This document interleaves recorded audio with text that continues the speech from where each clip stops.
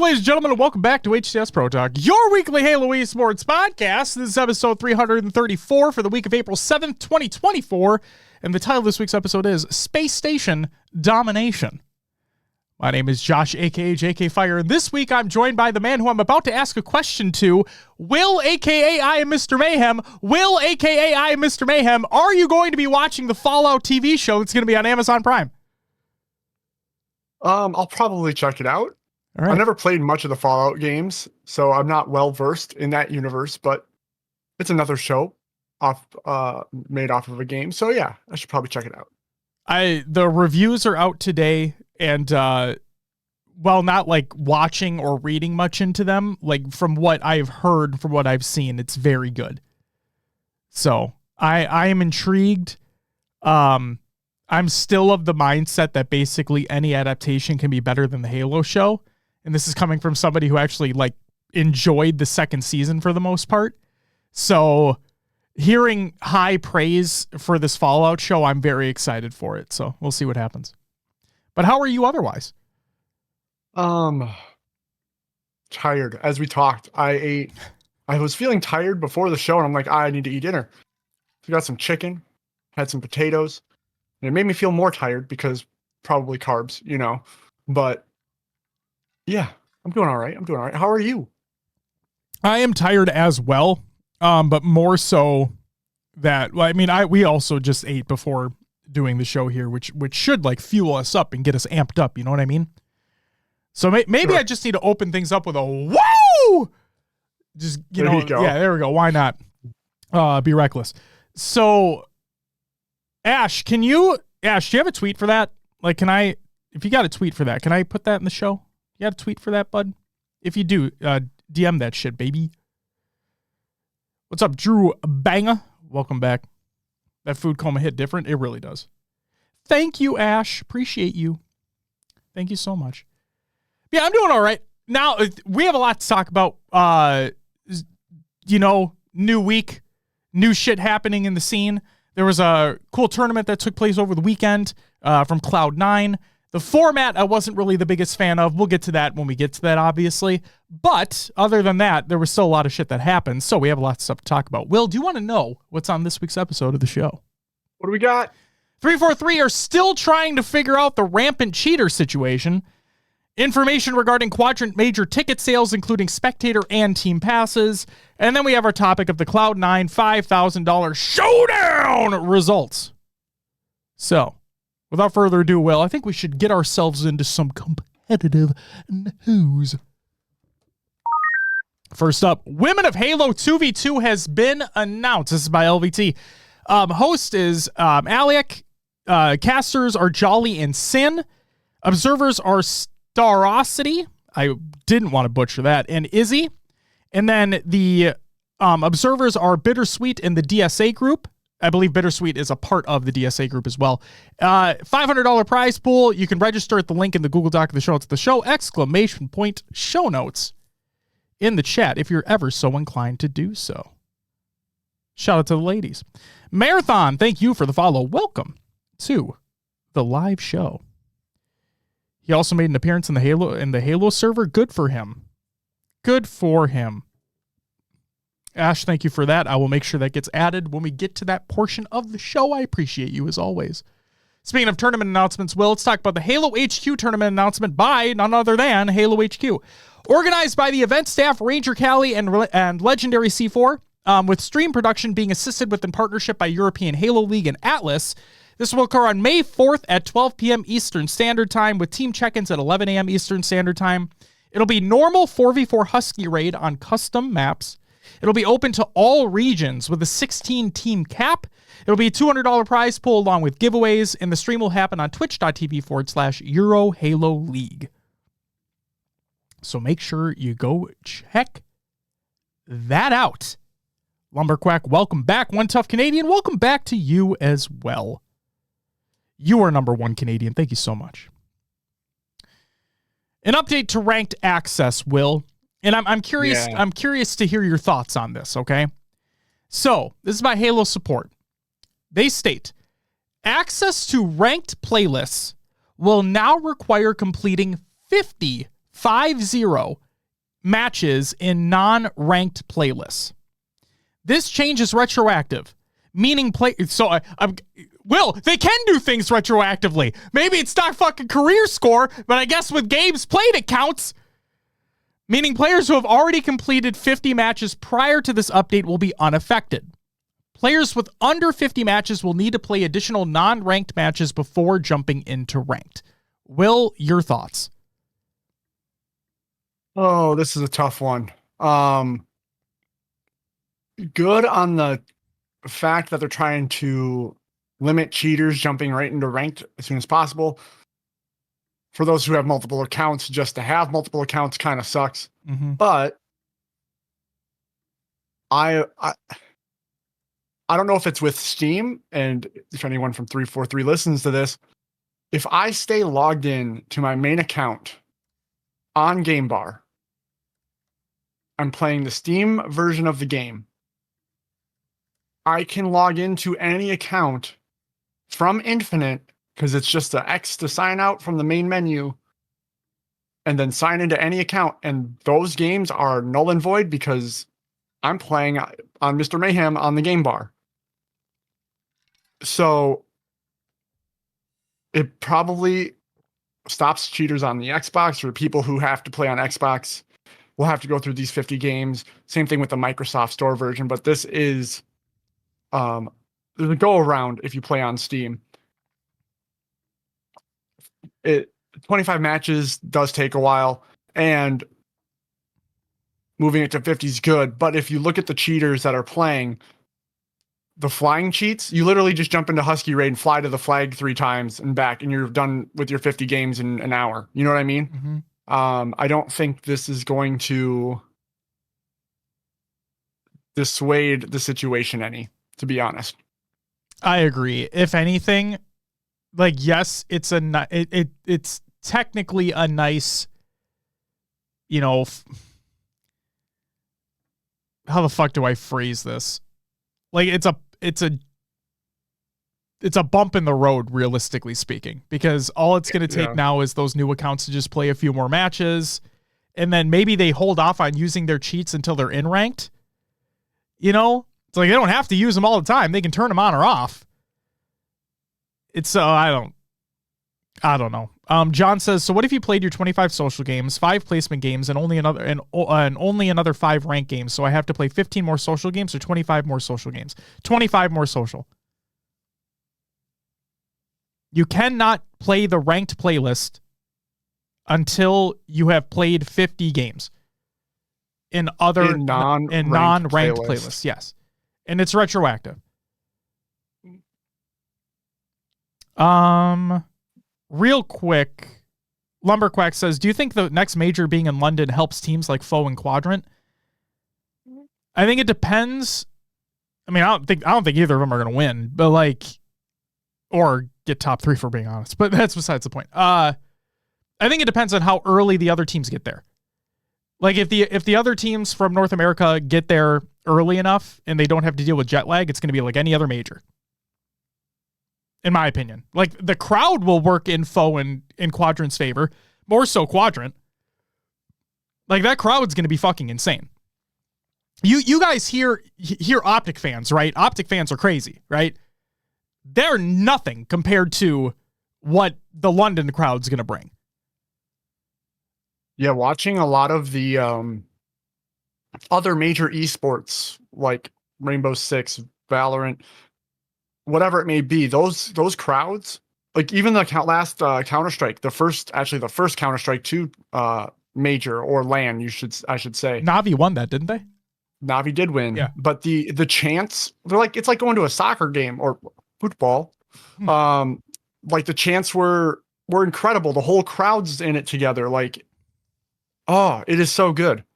Yeah. I wish that energy was here as well in North America. Right. So, like I said, I don't think it's going to necessarily impact how well the North American teams do, especially the top 3. But when Quadrant and Foe take the stage, especially Quadrant, because it's a quote-unquote home event for them, that crowd's going to be unfucking believable. So and the players are going to be able to hear them. So it's that we'll see how that affects anything. But it's like I said, as long as teams get there early enough and the jet lag is not an issue, then no, I think it goes off like any other major besides crowd noise. What's up, Dragon? Yeah, we talked about the tournament announcement for the Husky Raid event. So fuck yeah, dude. Let's see. So yeah, I don't think necessarily that the 50 games impacts a whole lot. I'll say that. What's up, Showing Up? Welcome back. And Ronan, welcome back as well. But it's like, and like I said, it's another bump in the road for the players that want to utilize cheats. We don't know for certain, so I'm not going to say that we know for certain. But it sounds like, so like there's a lot of discussion online whether or not this is an easy anti-cheat issue or if this is a network update issue. And again, we don't know the official answer. 343 has never provided any information, nor probably would they, considering it's secure, like it's about security, and they probably don't want to give out that info, which is understandable. But regardless, something needs to happen because, Will, correct me if I'm wrong here, and I know a lot of like things that we talk about on the show, right? A lot of it has to do with the competitive side of the game, which is a very small niche portion of Halo at large, right? Right. But it really does feel like, since whatever update, since an update, that things have gotten worse in terms of those that are using cheats, just like frankly getting away with it for however long. We don't know how quickly people are banned. We don't know. But it's just fucking, it feels like there's more. It feels like there's way more. Yeah, the amount of videos that have come out on Twitter of the cheats being used is insane. And I did believe I saw a tweet that someone said this was due a lot of like the flying around cheats or the lagging, the shooting the bandit 5 times with 1 click is all network based because they were available in H5. Yes, and we had a tweet that we had mentioned either last week or the week before that provided a video with those. Yes. So yeah, it feels like it's more inclined to be the network update versus easy anti-cheat. But again, we don't know for certain. What's up, Shurzy? Welcome back. One of the I didn't remember the name because I don't believe it's worth remembering, but one of the cheat owners were in Twitch chats basically saying, yeah, with easy anti-cheat, we're never getting taken down now. Yeah. That's basically what they were saying. So Shurzy says, would love for verified community members to be given ban permission strictly for the flyers. So like if Trippy, because Trippy was talking about in his stream and we obviously seen clips. So Trippy sees that happen during one of his match made games, he can literally just go into the list, find the player, click on him, and ban him immediately. That'd be fucking sick. Think about the power. Holy moly. Also, someone's here. What's up, Danny Phantom? Welcome back. I gotta make it an opportunity to use that, you know? Of course. Oh, man. I will say this, Shurzy. I don't necessarily disagree with that, but we have to be very careful on who gets these permissions. Very careful. So, what's up, White's Edge? Welcome back. And Corey, welcome back as well. Good to see you guys. Give Kratos those permissions. See, that's the joke I was waiting for. I knew that one was going to fucking pop up eventually. Jesus. Yeah, Corey, the clips were insane. The clips were fucking insane. All right, let's talk about the banning stuff here, okay? Yeah, speaking of the clips. Yeah, let's talk about the unnecessary banning debacle. Okay? There have been 2 reported instances of this so far publicly via Twitter. So the first, before we even get into it, there was some confusion online. So let's clear up that confusion, right? Let's clear the air on this. Snickerdoodle from 343 said the following. This is in reply to Ultras regarding reporting cheaters. Okay? Because a lot of the people right now, a lot of the community is dealing with people spoofing other people's gamer tags. Okay? So Snickerdoodle says that I can confirm that reporting via in-game tooling correctly reports the bad actor in the match, even if the name doesn't match and not an innocent bystander. I would encourage you and others to continue using the in-game report feature whenever you feel the need to. Okay? So again, we're myth-busting here, basically. Okay? Or Snickerdoodle is. And she also goes on to say, I can't necessarily comment on the safety team's process, but I know they prefer in-game reports to waypoint reports whenever possible because they tend to be more accurate. Okay? So again, if you see this happen in matchmaking, report via in-game. Because according to what she's saying and from the security team, it takes the actual gamer tag, not the spoofed one. Okay? I want to make sure that's highlighted ahead of time here. Absent, welcome back. The reason why I wanted to highlight that is because of two instances of shit going awry, let's just say. Let's talk about the Bella situation. Belliary on April 2nd said, they're changing gamer tag as mine and cheating in-game. Oh my God. Unishek, please do something. And there was a clip, she quote tweeted Tools' tweet about the spoofing of the gamer tags in the game that he was in. And it was not Bella in the game. Bella was not in that game. Okay. But the person spoofing as Bella was cheating.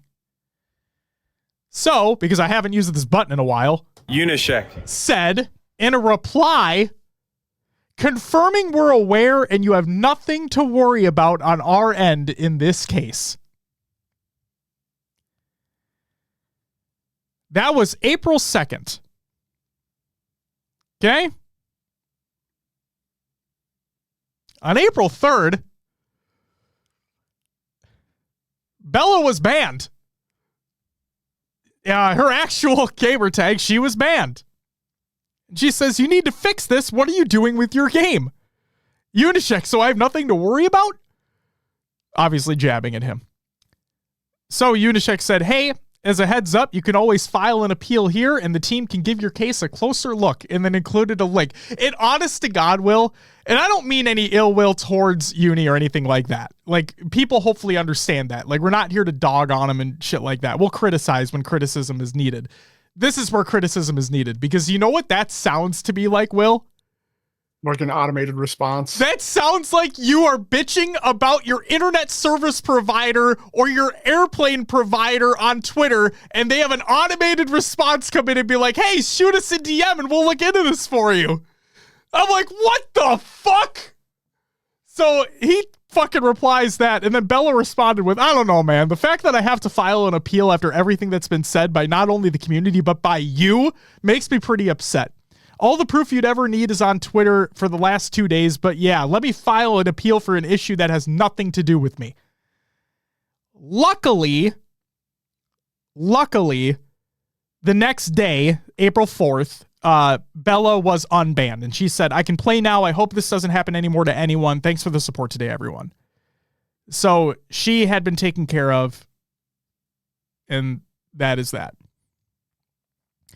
Yeah, I mean, part of me gets the quote-unquote automated response because they have to look into it. If everyone was just saying my gamer tag was spoofed, you know what I mean? There's people who could get unbanned that shouldn't be. Oh, I'm just waiting.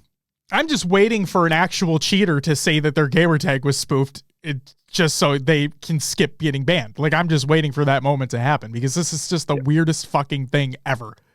Yeah, so like, it's one of those things, like, if one person has to appeal, everybody has to appeal, even if they know the situation is what it is. Yeah, and this is why it sucks, because we understand, like, Will, you and I understand, and hopefully Chad understands, like, there's a reason why 343 are not going to provide a lot of public information regarding their security processes, because duh.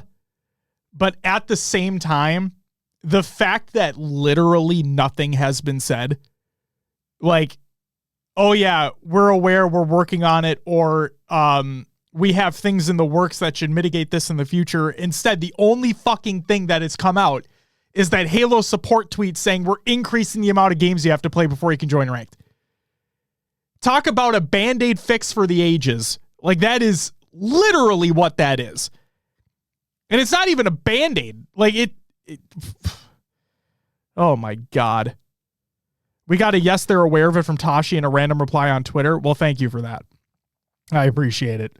It's not good enough. It just gets me right back to the point that I've made months ago that I stand by to this day, is that you have official channels, use them.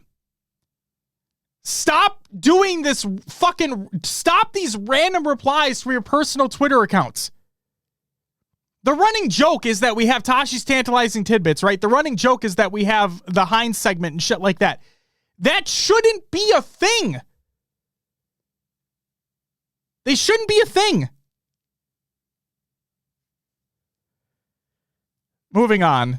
The other individual that was affected by the unnecessary bans was Silence. And he said, bro, what? Appreciate it, Unishek. I thought you guys were cracking down on the spoofers, but I guess not. And that was on the 9th, so that was yesterday. And to my knowledge, I don't think he's been unbanned yet.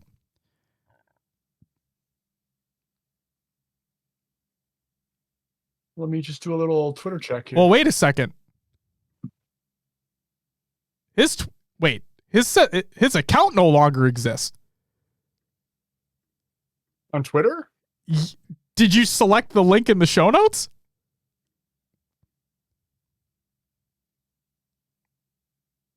This post is from an account that no longer exists.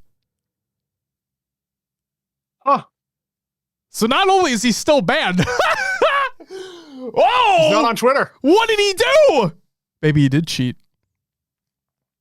I don't want to accuse. I don't know. But that's fucking crazy. Eee. Good luck, bud. So, Jesus Christ. I'm just going to delete that from the show notes because his account be gone. All right, let's move on. So thank God Bella got taken care of. She's now unbanned. She can play the game. So that's good to see. So even if you ranked in, the retroactive does affect you. Oh, you're talking to Halt. My apologies. I just interjected myself in the conversation. Okay. Let's talk about Quadrant tickets. Actually, before we talk about Quadrant tickets, let me just say this. Hey, 343, fix your shit. This is insane. This is genuinely fucking insane. That obviously cheaters exist in every game, right? You can't make it 100% flawless that there's never going to be a cheater in your game. I understand that.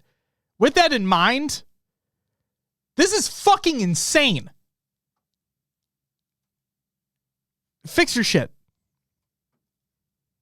Now, regarding Quadrant Major spectator tickets, Tom Acreon asks, Yo, Cam, have measures been taken to prevent botting by scalpers this time around?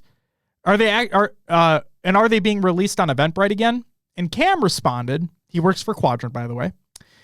I've seen a lot of comments about this, and although it's very hard for us to know, our analysis of initial holders indicates a vast majority of authenticity. In other words, there aren't that many bots that you guys may think there are. Quadrant has a fan base that is accustomed to limited drops, fast purchasing requirements, and hype. Selling out is normal. So they released additional spectator tickets. The paddock tickets sold out immediately again, as expected, the VIP. But I believe, as of recording this, Will, like literally right now, there should still be some tickets available. Speaking of which, Tashi said about the HCS Quadrant London event, we have around 36 spectator passes left, and at this point have already surpassed the most recent HCS Optic Arlington event by a few hundred. That's... wow. Team passes are also flying off the shelf with just 9 remaining. If all sells out, I think we'll be roughly 1,500 people in the room. Some historians should correct me, but I think this is the biggest standalone EU Halo event of all time, or at least in the HCS era, which is 9.5 years. Pretty amazing to see. This event is going to be wild. Sounds incredible. That many people showing up? Yeah. Not to add a word into Tashi's statement, but I'm going to do it anyway. I would say that sounds like it's going to be fucking wild. So, now let's talk about team passes. The London made... What's up? I was going to say, maybe we should have some more EU events. Crazy to think about, isn't it, Will? Look at the fucking support happening over there. That's insane. Yep. Let's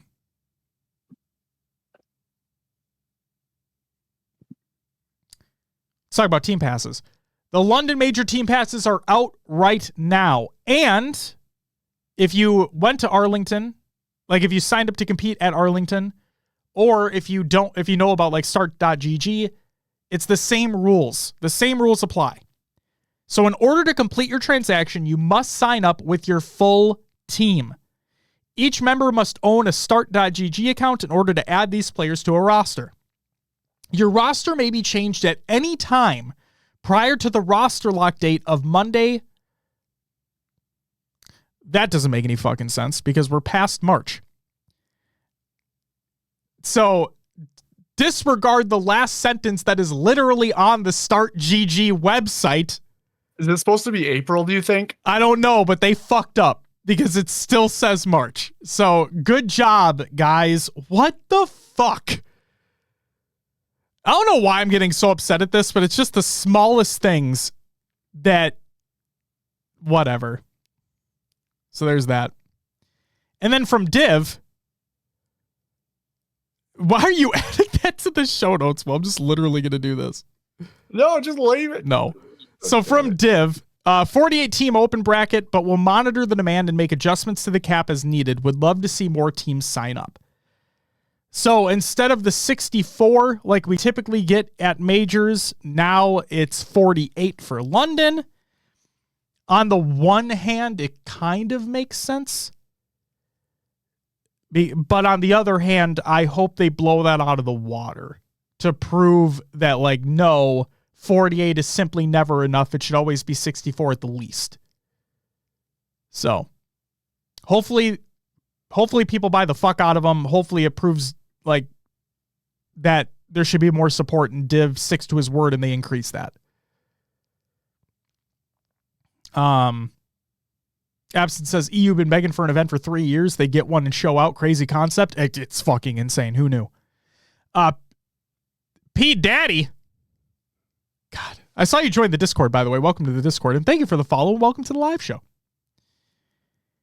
And finally, the final piece of competitive news is another update from Spartan. And this is, of course, who would have guessed it, by Spartan. He states, another update before I'm back to going dark. More extensive blood panel results came back today, and we finally pinpointed the issue, and as I said, I was correct. It wasn't anxiety, panic, dehydration, Adderall, etc., like people were trying to say.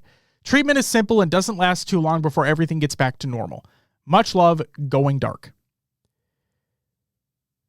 And also, I'll just say, like, if it was any indication of how he performed, of how Sentinels started to perform at the Cloud9 event, it was online, so not much stock into it, and the format was a little fucky. But hopefully he's getting back to 100% because, like I said, 100% Spartan on land is a scary sight indeed.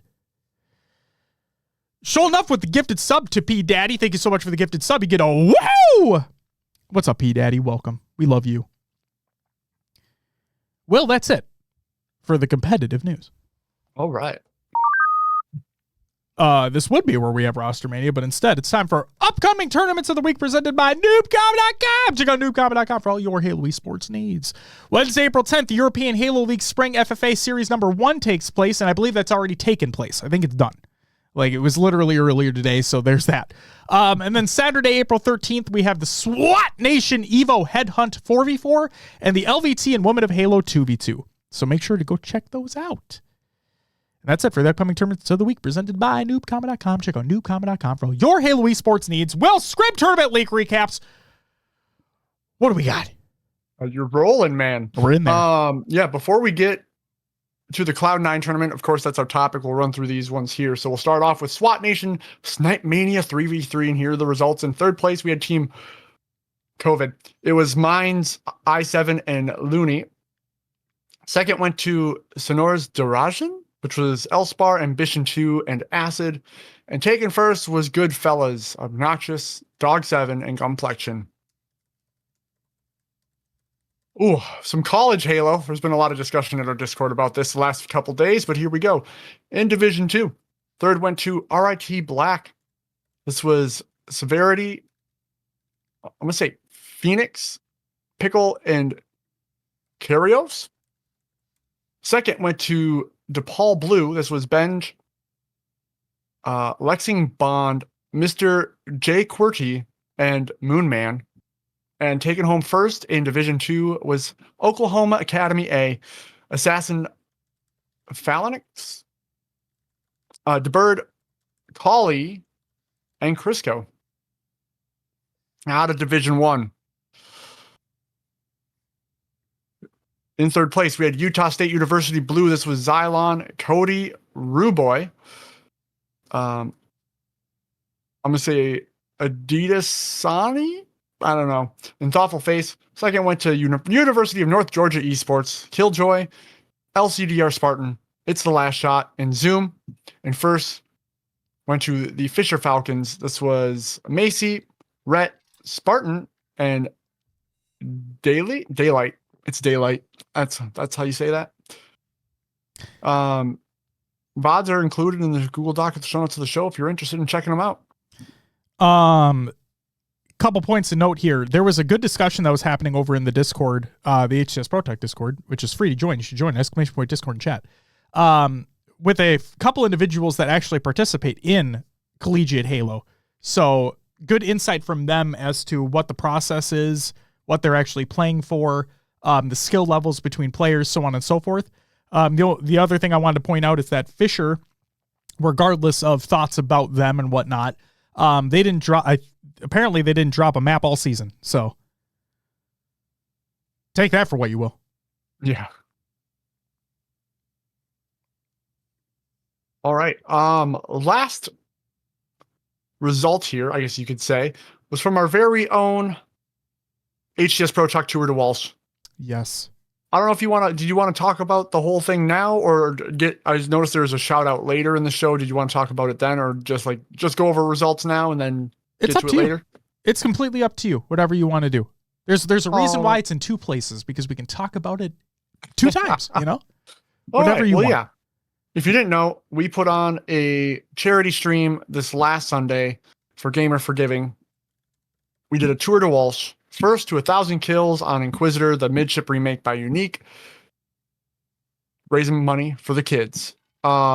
Here's the placings. In 9th, Vicinity.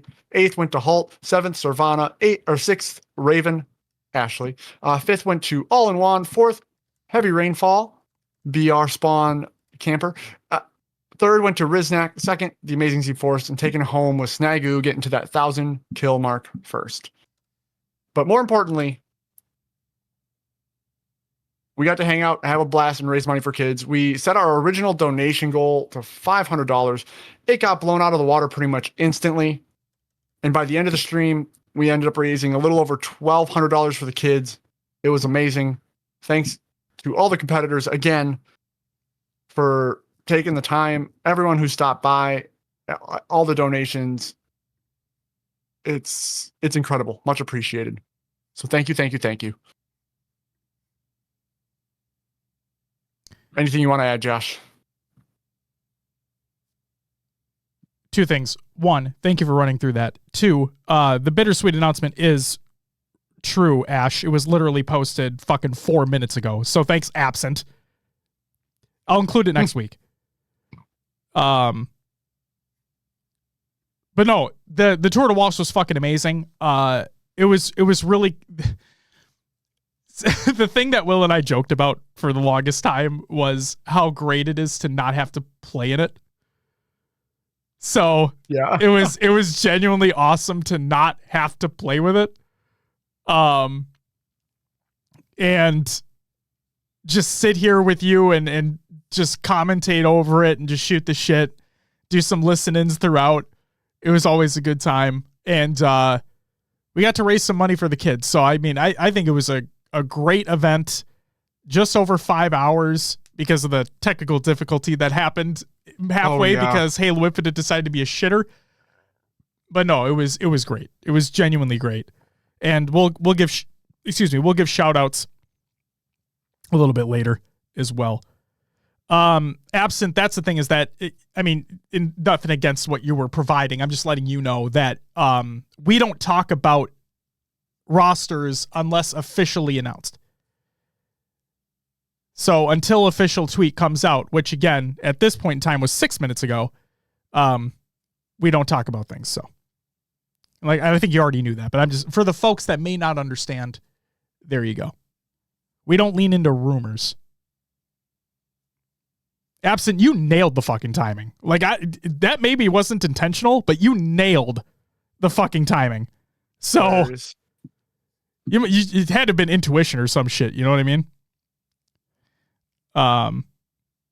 Absent, this is when you said it was 100% intentional. You're just that fucking good. Okay. Will. Yeah. Is it time for our topic? It's time for the topic. The Cloud9 5K Showdown results. So before we get into the results themselves, let's just say that the one real criticism that I had for this event was that it was best of threes until winner final, loser final, grand final, which were best of five. So wasn't the biggest fan of that, but what are you going to do? But still, I mean, Will, I say this all the fucking time, right? Is that I'm never going to take a win away from a team. But you and I both know that you get a bigger test of skill and like you get to see a bigger range of skill in a best of five versus a best of three. Because in a best of three, like if you 2-0 a team, you're playing one objective and one slayer. You know what I mean? Yeah. So it is just like Shonoff says, it's a way to ensure the tournament ends in one day because these can get lengthy. For sure. And again, I understand, but still. And hey, if everything was best of fives, Optic won Worlds last year. Wow, Will, good job. Jesus fucking Christ. Wow, that's right. First time Am I wrong? First time I've ever heard that before. Holy shit! Thank God it wasn't best of five. See, that's what I'm talking about. You see a bigger range of skill in a best of seven. Oh my God! All right, so let's discuss this fucking tournament. Will, I've never. That is one of the. You know what? Because you're not wrong. Technically, you're not wrong, but it's one of those statements where I'm like, why the fuck would you say something like that? While also like, well, he's not fucking wrong. You know what I mean? Oh my God. Holy shit. I was just making the point that you're right that a 7-game series or these extended series, anything can happen. Yes. It makes it much more interesting. Yeah. There's more possibilities, more probabilities. Teams have maybe a team just is not good at that one map and mode that they get in that round. And then they lose the Slayer 50-49, Oh, 100%. I will say, Will, thank fucking God that Stronghold Solitude was removed because think if that was one of the games in these best of 3 series, dude. Holy shit. Oh my God. What's up, Aftershocker? Welcome back. Sholnuff says, I like the Blackpool land. Winners, Elim, and Grand Final should be best of 7. You know what's funny about that? is that obviously we agree with that statement, but the funny fucking part about that is I swear to God, Will, and I think I said it during the Blackpool announcement show, like whatever show that was a part of. I swear to God, they've listened to me rant about that for so fucking long. Like Kalen of formerly Europa Halo. Yeah. That he was doing it specifically to appease me. Like I swear to God, that's what happened. So I mean, they've always been in agreement with your statements too. So yeah, it just made sense. So shout out to Kalen, shout out to Europa Halo for actually doing that shit. But no, I agree 1,000%. Like it should be for every event is that winner, loser, and grand should be best of 7. Like that. The reason being, and I know it's going to sound so stupid me explaining it right now, but there are new people who like maybe new listeners of the show who aren't really well versed in competitive Halo or esports in general, right? So I want to paint this picture for you. When you're the team that is going through the winner's side of the bracket, so in a double elimination tournament, you have an upper bracket and a lower bracket. I call it the loser's bracket because you lost, but that's besides the point, right? All joking aside, there's an upper bracket and a lower bracket. The team that makes their way through the upper bracket has a much bigger advantage in the grand finals than the team coming from the lower side of the bracket. What I mean by that is, in a double elimination tournament, at least in the HCS, you have what could be called a bracket reset, right? So a team makes it through the upper side, a team makes it through the lower side. That your grand finals is then a best of 7 series. Okay, so the team who wins 4 games wins that series. If the team from the lower side of the bracket wins 4 out of those 7 games, the bracket is technically quote unquote reset to the point where now it's another best of 7 and it's winner take all, right? So the team that wins the 4 games in that bracket reset wins the tournament. So the team coming from the upper side of the bracket has a massive advantage because you will, as the team from the winner's bracket, you only have to win 1 best of 7. You only have to win those 4 games in that best of 7 series. Then you win. Tournament's over. If you're coming from the lower side, you have to win 2 best of 7s. Right? So a massive advantage there. Therefore, I think that because there is such a massive advantage on the line for the 2 teams in the winner final, so winner of that winner's final goes to the grand finals, I think that series should be best of 7 because there's more at stake, right? Same thing from the loser's bracket or the lower bracket. When you get to the lower finals or the loser's finals, the loser of that game, the loser of that series goes home. The winner of that series goes to the grand final against the team from the upper bracket. I also believe that series should be a best of 7 because there's more at stake. So hopefully that provides a better explanation as to why we want best of 7s in the loser's final, winner's final, and grand final. Because right now it's only in the grand final that's a best of 7. So there you go. Okay. Speaking of series, let's talk about some series. So Will, I have some clips added in the show notes. Okay. So I have them all queued up here, folks. We're going to watch through these clips of just some fucking cool things that happen during the tournament. I will say, the only redeeming quality of this event being mainly best of 3s to then best of 5s is that there wasn't a whole lot to scrub through. You know what I mean? So far less games. There's that. Yes. So I guess from a show standpoint, things should be a little quicker. So Will, I want you to let me know when you are ready, and then I will get started on my end. I'm good to go. Okay. So first and foremost, ladies and gentlemen, we're going to talk about, also for those who want to follow along in the Google Doc of the show to the show, ! Show notes and chat. As a matter of fact. Oh, also I am stupid, Will. I forgot to hit record on the VOD, so I'm gonna have to download the VOD from the Twitchies, which is fine. It's not that big of a deal. Yeah, we'll figure it out. We just lose a little bit of quality, but that's fine. It's fine. It's fine. You'll follow me anywhere. Thank you, Absent. Appreciate it. So, for those who want to follow along, exclamation point show notes in the chat.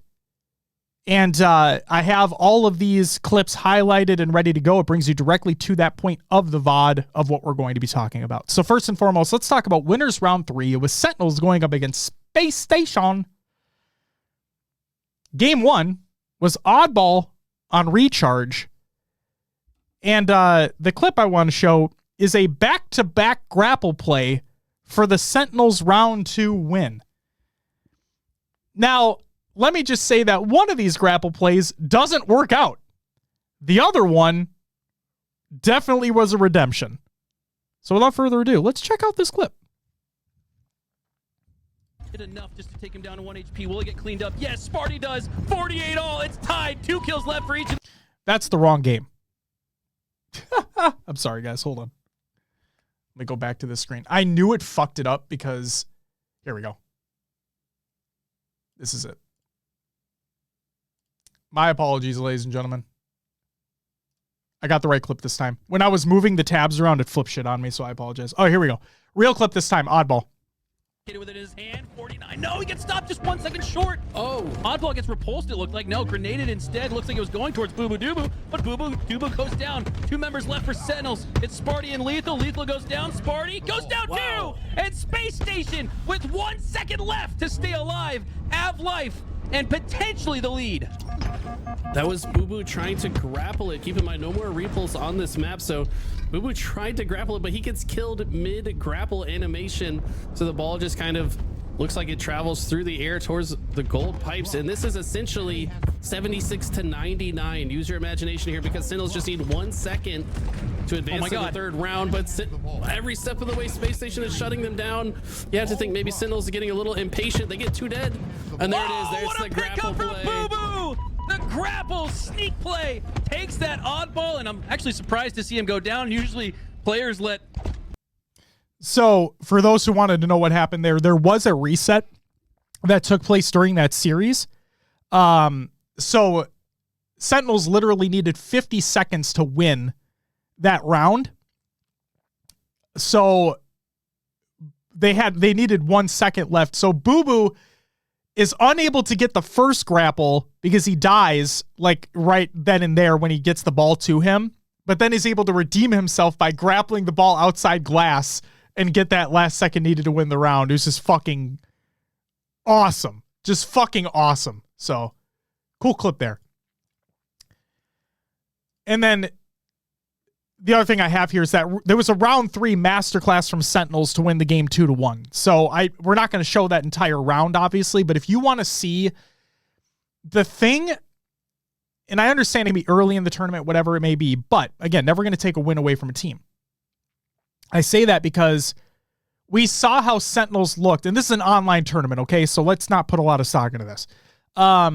We saw how Sentinels did at Arlington. We knew how Spartan was health-wise, and it sounds like he's on the mend, which is fantastic. If you go watch that round 3, they just held it down perfectly. They were rotating well. They were playing well together as a team. You saw the assists coming through consistently, which means team shots were being set up consistently. It was just a great round of oddball, like a textbook round of oddball to watch from a competitive, like, professional standpoint. So go watch that round if you're interested. It was perfect by way of Sentinels. They win the game 2-1. Game 2 was Slayer on Streets. And the clip I want to show is the last few moments of the game with Spartans somehow staying alive and Sentinels closing the game out to win 50-48. These 2 squads, Sparty looking to stay alive, leading his squad with 16 slays. Has that shotty in the back pocket. Grenade goes out. Stellar goes down. 49-48. Sentinels need 1 kill for the series sweep, and they get it. Sentinels bounce back from the Arlington. So again, that was a short one. I know. But the fact that they were able to clutch up the way that they did, it was just great job by Sentinels. So the real thing to highlight here is that Sentinels just sent Space Station to the losers bracket. Okay? Sentinels just sent Spacestation to the losers bracket. And this is fairly early on.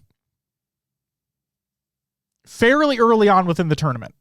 Okay, this was the point in the tournament where like the top 8 teams started playing each other. Okay, this wasn't like a top 16 or top 24 type situation. This was like the top 8 really started actually play each other in the tournament. So that's good info to have for the future, right, Will? Yeah. Based off of what happens throughout the rest of the event. So now let's move to the winner's semifinal. This was a Complexity going up against Sentinels, as a matter of fact. Sentinels off their hot win against Spacestation. Game 1 was Strongholds on recharge. Complexity made the comeback from being down 89 to 215 to win the game 250 to 238. So we know how flippy-floppy Strongholds games can be. But it was just, again, incredible job by Complexity. They made the comeback that was necessary. They win that game. Game 2 was Slayer on Livefire. And if you haven't seen this, there is a clip. It's not the one I'm going to show, but there's a clip of Ryanoob praising Eli for his commentary during this. And rightfully so, obviously. You'll hear it in just a second. But listen to what Eli's talking about. Watch the play happen. Sentinels there are currently ahead 44 to 43. Ryanoob stays alive to allow time for his teammates to complete the collapse onto the Sentinels players, earning Complexity the lead. Their second time since the 17 kill mark. Okay? So since basically the beginning of the game, Sentinels have had the lead the entire time. Complexity just at that point are able to take it back over, and they eventually win the game 50 to 45. So, here is that clip. Falcated and Boo Boo opting to just push through bottom center. I think Ryanoob saw the corner of that player. Ryanoob hits the body shot and a good grenade. Also just wasting their time calling for help from his teammates. Boo Boo able to shut him down, but where's the rest of Complexity? You have to think they're on their way. Yes, the cavalry has arrived. Ryannoob's call was heard, and now it's Complexity in the lead by 2, make it 3, and could just close out the series. There it is. There's that lead that we were feeling intrinsically when Sentinels were still up by a couple kills. Now it's Complexity have flipped this map on its head. Now up by 3, 4, 5. Oh my God! In one fell swoop, Sentinels. So yeah, they basically got the lead, and then it was just over in an instant from that point. So really good job by Complexity there. Complexity send Sentinels to losers. They win that series 2-0. And yes, Ash, it does feel fucking weird considering they're best of 3s. And what's up, CG? Welcome back. Good to see you. Moving on to the winners. The other winners semifinal matchup, which was FaZe against Optic. A hotly anticipated series, if you will, where we finally get a little rematch from Arlington. We know what Optic have continued to do to FaZe. Let's just say that while the second series was closer at Arlington, it was still just domination by Optic all the way throughout. And again, this is an online event, so take that for what you will. But FaZe went up against Optic in the winner's semifinal. Game 1 was Strongholds on recharge. It was a great final collapse by Optic onto the FaZe members, leaving Renegade the last member alive trying to capture the B Stronghold to keep his team in the game, but it wasn't enough. Optic win 250 to 242. So again, not going to really show that one because you can go watch that entire Strongholds game if you so choose. It was a great one, very back and forth, neck and neck at the end there. Really good to see. What's up, Blackout? Welcome back. But game 2 was Slayer on Livefire. I do want to show this. Frosty with the camo. Will, before we show the clip, you want to know one of my favorite... It's so... You notice what Optic do at times, and I feel like they're one of the only teams that really does this. Although we've seen it a couple times by other teams, but it really feels like this is an Optic staple that people may have taken like from their repertoire. The full squad push, like the full squad rotate around the map. Sure. Okay. So Frosty had camo, trying to make a flank. Optic do their signature 4-man rotation around the map towards C, rendering the camo pointless. But Frosty is still able to somehow get a stick on Formal to win the game for FaZe 50-47. So, here is that situation. It's a wipe, though. Just one wipe. Observer found Frosty. He's got this camouflage, and he's going to be patient. I wouldn't be surprised if he takes an entire wrap and just tries to get into the back of someone. Gonna work with Snakebite. Look at how Optic has really condensed themselves. They're all running all with each other as a pack of 4 players just running together. Only 2 kills separate the two. And Frosty throwing a couple grenades. No Wow, way. I got him. I think he No stopped way. Oh my gosh. So yeah, that happened. Kind of a little anticlimactic way that game ends, just by like a fucking nade by Frosty and Cuts to just get him. But hey, the fact that I just found it funny that, again, we've seen other teams do it, but I swear more often it's Optic that make that 4-man rotation around the map, whatever it is, because clearly they knew that's like players were going to try to flank around. They had that mentality. They fucking were like, fuck this. We're out of this motherfucker. And they get the pick off Renegade, I think it was. So they already got their pick. They're rotating out.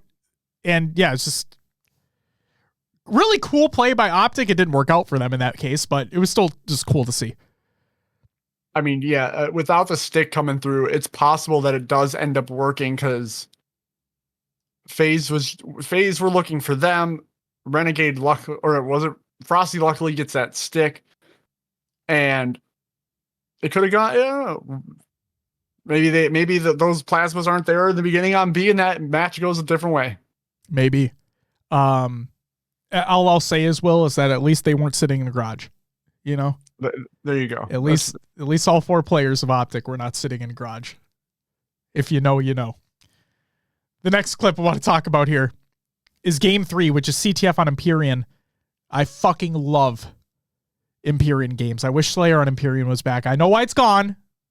Sometimes I wish it was back, though.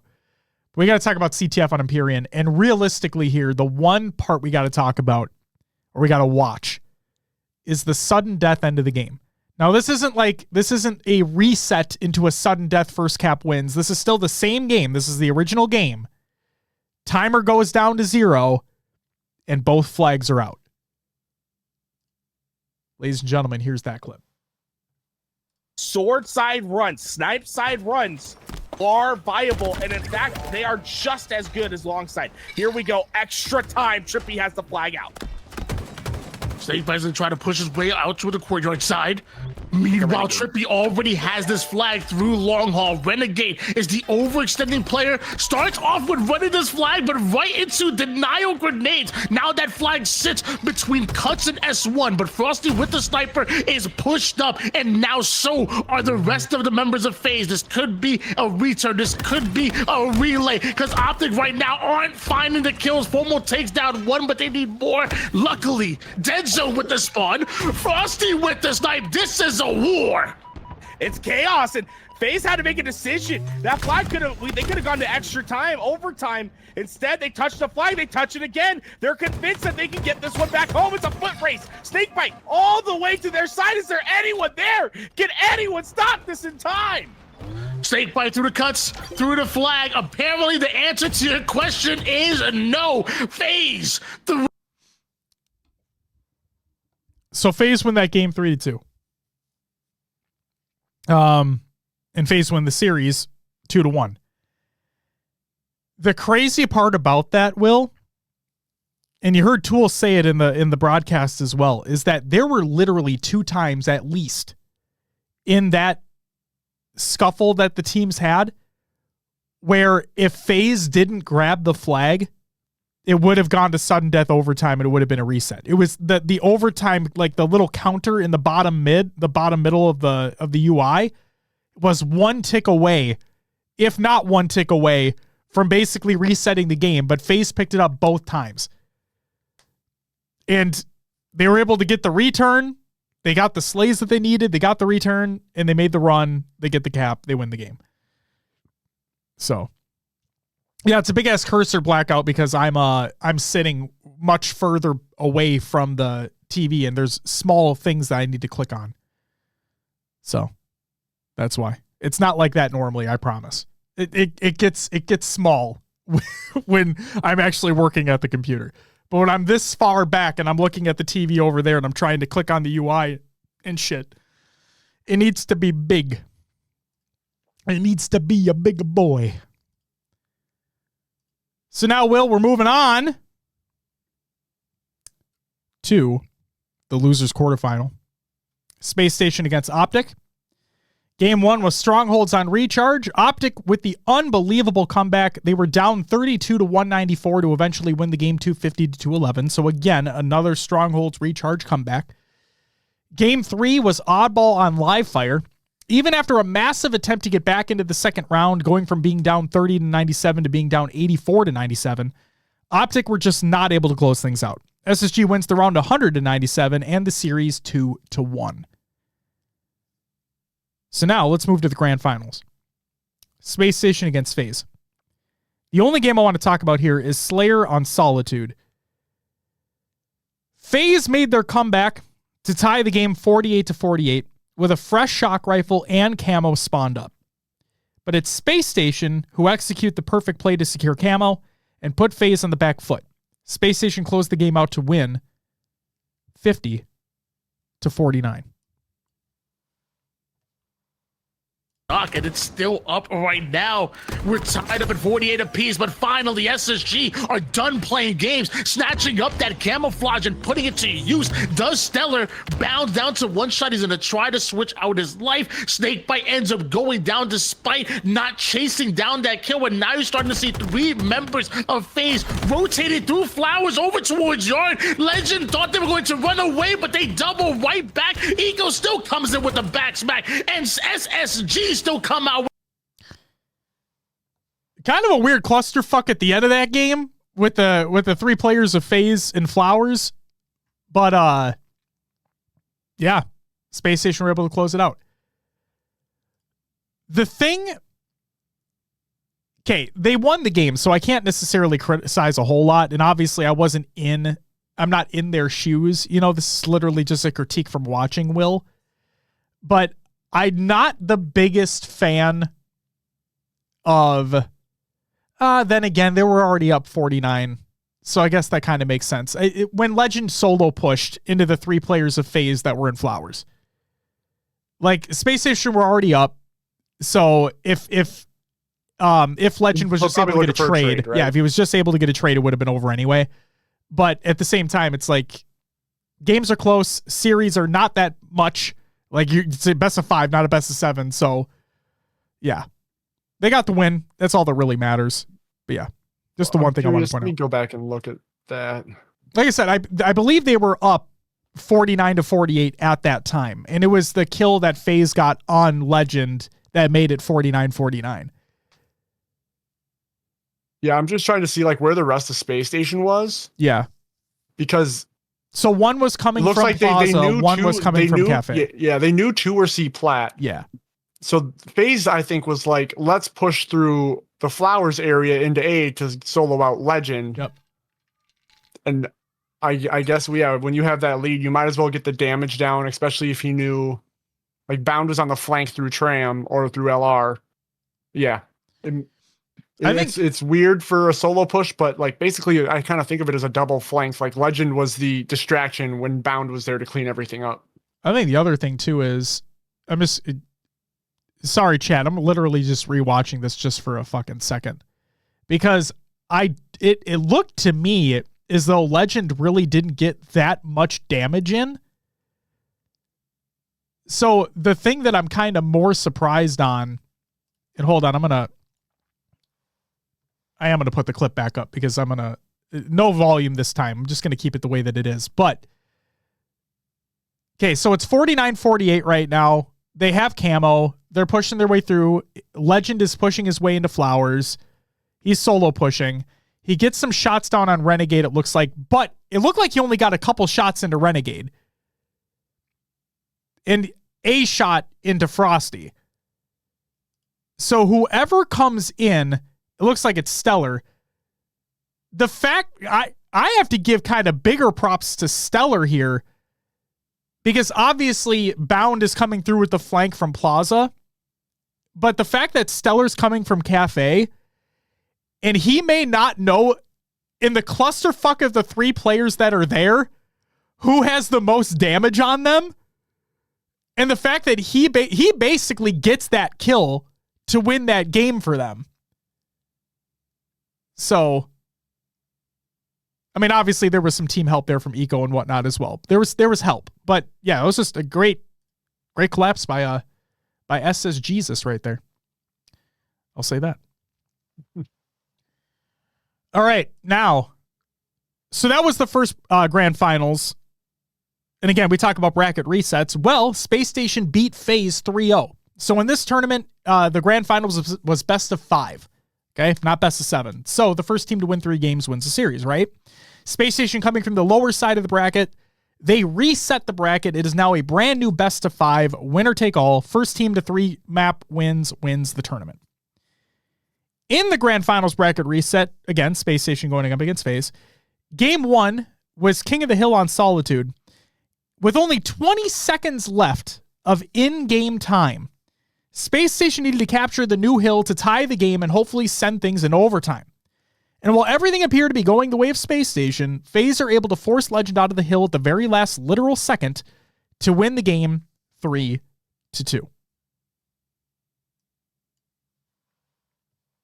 In the hill in order to stop time from winding down. SSG has been on a tremendous downtrend, looking like FaZe's stock price these last couple of hills. It's just completely shut down. They haven't been able to get the kills to facilitate themselves into these hills, and well, Royal 2 gonna shut them down once again. Double kill as Space Station finally are able to get into this hill. SSG double pushing that hill. Eco is already down there, and it looks like Legend's trying to make his way over towards the dip side. Renegade gets shredded, at least his shield, but is able to stay alive. Snakebite trades out his life off his screen. Both of these teams know they need to secure their damage, secure these kills before they commit to the hill. And with a 3 down for FaZe, Space Station Gaming slide in with just 1 second. If FaZe get the damage, if FaZe chase them out for just 1 second, they win. But you got 2 bodies in the hill. Renegade, FaZe, where are you at? You see the last push. Stellar takes so much damage. Legend has to thrust out, and that's it. They kept them out for just a single second. Yeah. Legend doesn't even die there. He thrusted to stay alive and steps out. He still died though. Yeah, I mean, but yes, the thrust to the death, unfortunate, but still like holy shit. You know what I mean? So yeah, FaZe win game 1.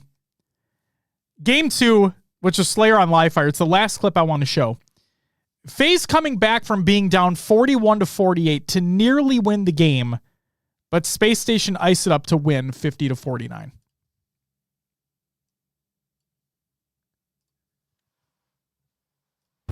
SSG will find the final 2 kills they're looking for. One shot Snakebite over towards Camo. Love that play out of Snakebite and Renegade, though. They're kind of baiting and switching the camouflage and the player at the same time. And, you know, only down by 6. If you could just not die, maybe FaZe win it. Well, the not dying part is it's gonna be hard when 2 players wrap the corner in the way that they did. And it feels like Eco knows exactly where Frosty's at. He's like staring at him through the wall as he is gonna be able to hunt down this position. Renegade and Frosty team up together. Take him down. It's only a 4-kill game right now, but it's 49 kills. That's gonna be a tough one. Every time I'm into like, oh, well, there it is. Like, FaZe do something to make me think that they can come right back at it. Like, when you're supposed to get back smacked by Legend, but you just portal right out. Like, every time I think, oh, there it is. That's the game. Oh, you're doing it. They do something. They do something. Yo, this within 2. This would be a crazy comeback. Look at that. How? So it was just a clusterfuck at the end there. But the fact that they almost did it, Will. They almost being down by 8 kills. And like it's one thing because if you go back and watch the VODs of this tournament, like there's multiple times where teams have come back being down 7, being down 8 in a Slayer game. But we're talking about it like the 25 kill mark, the 30 kill mark, whatever it may be, right? It's not that huge of an impact. But when you almost complete the comeback being down 8 kills and the enemy team needs 1 to win the game, like it was pretty cool to see. But again, Spacestation ice it up. So again, while that is the last clip that I wanted to show, I do just want to mention the last 3 games that happened during the series. So game 3 was CTF on Forbidden. Seemingly learning from Arlington, FaZe dominate and they win the game 3-1. So really good to see out of them. Game 4 was Strongholds on Recharge, but not to be outdone. Spacestation put on a clinic of their own, winning 250-107. And then game 5 was Slayer on Streets. FaZe attempt to make a miracle comeback from game 2. But Spacestation have learned from their previous mistakes, winning the game 50-46. The bracket reset series 3-2, and they become your Cloud9 $5,000 Showdown champions. So congratulations to Spacestation. What's up, Thug? Welcome back. It's good to see you, as always. Some notable information here for this tournament. Spacestation were sent to the losers bracket via 2-0 by Sentinels. And then they made the losers bracket run to win the entire tournament after a bracket reset game 5 series against FaZe. So that's fucking, you don't see that very often, online or not. So good for them for completing that comeback. That was really cool to see. They shook off that, they brushed off that loss against Sentinels earlier on in the tournament. And they're like, guys, we're better than this. We know we're better than this. And they ran the gauntlet. So fucking good for them. Optic were sent to losers via a 2-1 series by FaZe, and then they got eliminated from the tournament with a top 6 placing via a 2-1 series by Spacestation. Of course, it's the top 3 teams that are always fighting each other. Sometimes the bracket fucks you, sometimes it doesn't. That was an instant for Optic. And then Sentinels being eliminated from the tournament via a 2-0 series by Proton. So the reason why I included this is because, you know, there's the thing between Spartan and King Nick. Whenever they have the series together, which it feels like they play against each other quite frequently in these tournaments. I just want to give a little highlight there. Add to the juice, you know? Yeah. Good shit by Proton. Will, do you want to go through the results here of the Cloud9 Showdown? Sure. So with all that, 4th place went to Proton, Spectre, Guilty, Sab, King Nick. 3rd, Complexity, Ryan, Noob, Descendant, Huss, and Precision. 2nd went to FaZe, Snakebite, Royal 2, Frosty, Renegade, and Spacestation taking it home with Eco, Stellar, Bound, and Legend. Congratulations to Spacestation yet again. We'll see if their dominance continues. We shall see. You know what I'm really excited for, Will? Obviously, the crowd is going to be fully involved with Quadrant at London, like probably faux to an extent, right? I want to know how much of a quote-unquote homecoming this is going to be for Legend. Like, I want to know how much of the crowd is going to get invested with him. Because like that could be get the extreme booze for leaving. Right. Who knows, right? I assume that things will obviously be fine, but like I'm genuinely curious how the crowd treats that, because that could be a huge, like obviously Legend knows what his skill is. He's incredible, right? But like that could be a huge booster as well, like having the crowd rally behind you, you know? Yeah, for sure. So well, it's going to be, I can't wait to see that. It's going to be really, really interesting. What'd be even more interesting is if for some way like seeds work out or whatever, if Quadrant and Spacestation play against each other, like that's going to be like the big one, right? So I'm excited to see that if that happens. But yeah, that's it for our topic. Again, congratulations to Spacestation for winning the event. It is an online event, so I don't put a ton of stock into it, but it was a nice thing in between the majors here for these players to earn some money, keep their thumbs warm. And yeah, just getting ready for the Open Series to continue and getting ready for the London qualifiers, which will be later. So there you go. Congratulations to Spacestation. Now it's time for the regular news. Halo Data Hive update. This is by Halo Data Hive. Gruntpocalypse has arrived to Halo Infinite, and with that, new PvE stats are now available on Halo Data Hive. Yes, it's not strictly PvP anymore, which is fucking rad. PvE kill breakdown by enemy stats are available on service record pages and firefight match pages. These include Marine, Grunt, Jackal, Elite, Brute, Hunter, Skimmer, Sentinel, and the Boss. So shout out to Halo Data Hive. You guys are, I mean, you're fucking awesome. Yeah, that's great. And that's it for the regular news. This is where we'd have games to watch, but we don't have, I mean, I guess we could say that the Rocker released Vivid, but we don't.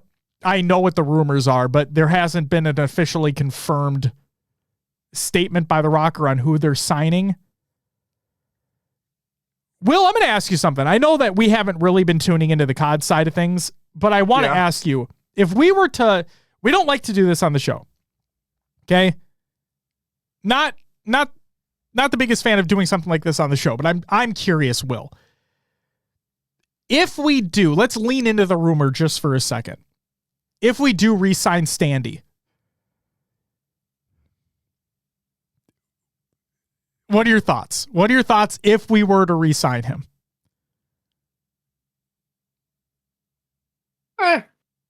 Like, that's kind of it. It's like, I don't see an improvement happening there.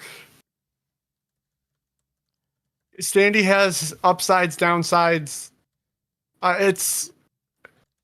We're not gonna do anything crazy. Like, we never seem to get the top talent. We're mid-range. You know what I mean? Like, that's kind of just where we live. Yeah, because obviously the other rumors were like going for Illy and whatnot. And I don't want to comment on the guy's character because we don't know him personally, but from what we've heard about Standy is that there's a potential like attitude reason as to why he's been dropped. So well, yeah, I mean, you take a kid from AM side who then blows up his first year and he gets a big head. What do you expect? You know what I mean? Yeah, and he just hasn't been that since. And Will, I think you kind of called it too way back in that day where it was once teams kind of figured him out, you know. Yeah. We got back to where we typically were, as in the Rocker. Exactly. So, yeah, I'm not really excited if we pick him up, but whatever. It's the Rocker. What are you going to do? Beth did say that Illy just posted on Twitter that he's most likely done for the season. That blows. That blows. If he decides to be done for this season. It's unfortunate. But I said that this would be where we'd have COD and other games watch, so I should have just put that in there, but my bad. Oh well. It's time for those adventures with the lovers and other games too.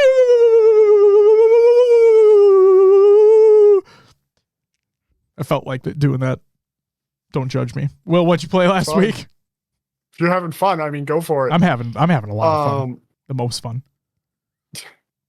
I've been playing Valorant with Joey, still getting my butt kicked. Actually, I had a couple games yesterday that I popped off on. Was match MVP, KD leader, you know. Look at you, dude. Yeah. I got an ace. I was like losing my shit. What the fuck? You want me to break down the play? Go for it. I would never be able to do that. So yeah, this is your moment. Wait, hold on. Before you do, hold on. Yep, before you do. Druck with the raid. Thank you very much. Thank you so very much for the raid. We've said it on the show. I'm going to say it to you. If you're here right now, I'm going to say it to you.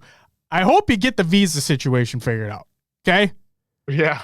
We want to see you competing over here. And fuck.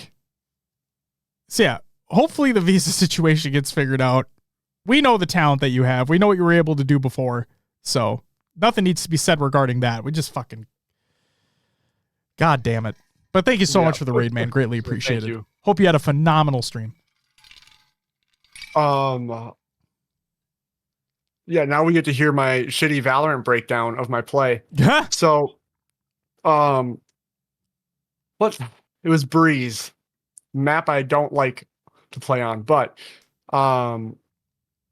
team gets B site control. We're attacking, and I'm playing as Gecko, and I wingman plant on the pillar, and my whole team goes down.